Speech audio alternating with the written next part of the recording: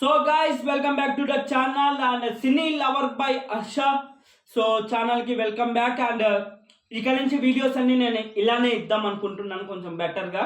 So ఏమనుకోవద్దు guys. So next వచ్చి and videos అయినా షార్ట్ వీడియోస్కైనా ఇలానే ఉంటాయి. సో అది సో నిన్న మన Mahesh Babu most ఐప్డ్ film Varanasi movie దగ్గర నుంచి మనకి గ్లిమ్స్ అనేది అంటే టైటిల్ గ్లిమ్స్ మాత్రం రిలీజ్ చేస్తారు. ఒక 3 minutes వరకు ఉంటుంది. నేను మీకు గత వీడియోస్లో కూడా మెన్షన్ చేశా, దగ్గర మనకి 3 minutes వరకు ఒక వీడియో రిలీజ్ చేస్తున్నారు టైటిల్ సంబంధించిందండి. ఓకే, సో దానికి సంబంధించింది అయితే వచ్చేసింది. సో డీటెయిల్గా మాట్లాడేసుకున్నాం. అసలు ఈవెంట్లో అప్డేట్స్ ఏమేమి ఇచ్చారు, కుప్పలన్నీ అప్డేట్లు ఇచ్చారు గైస్, మామూలు కాదు.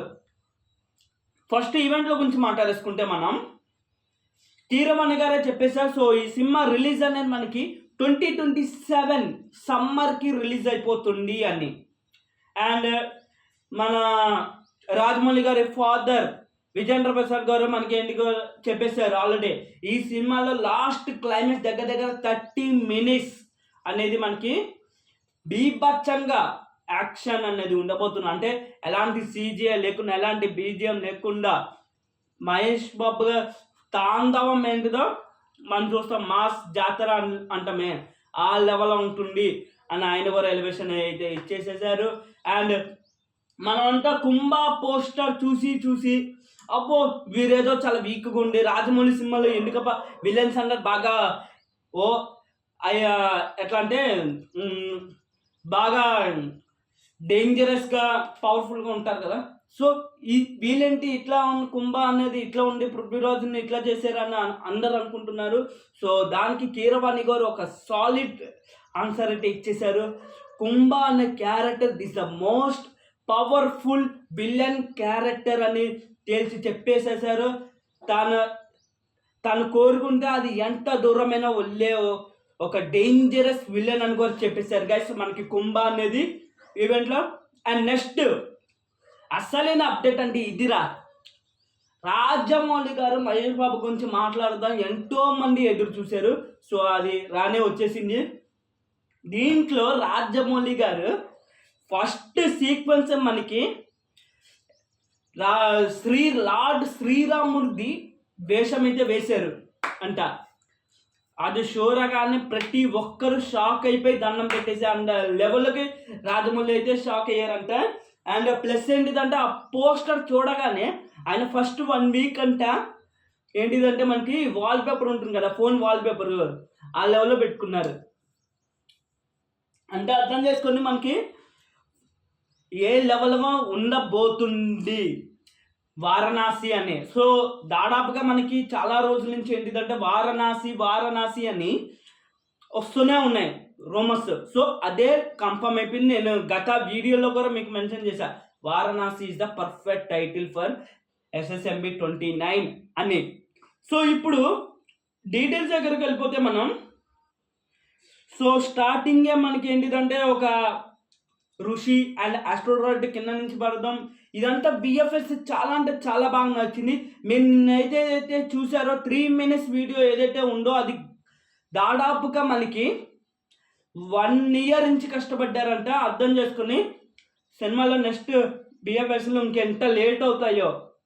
సో ప్రొడ్యూసర్ కూడా చెప్పేసారు అతి తొందరలో తీసుకొస్తామని. అంటే దగ్గర 2027 సమ్మర్కి అయితే సినిమా అనేది రిలీజ్ అయిపోతుంది. ఇప్పుడు బాబు లుక్స్ మాట్లాడుకుంటే మాత్రం నెక్స్ట్ లెవెల్ బాబా. ఇప్పటి వరకు అసలు బాబు లుక్స్ అనేది మనం ఎక్స్పెక్ట్ చేయలేదు. ఏంటబ్బా ఈ లెవెల్ ఉంటుంది అని.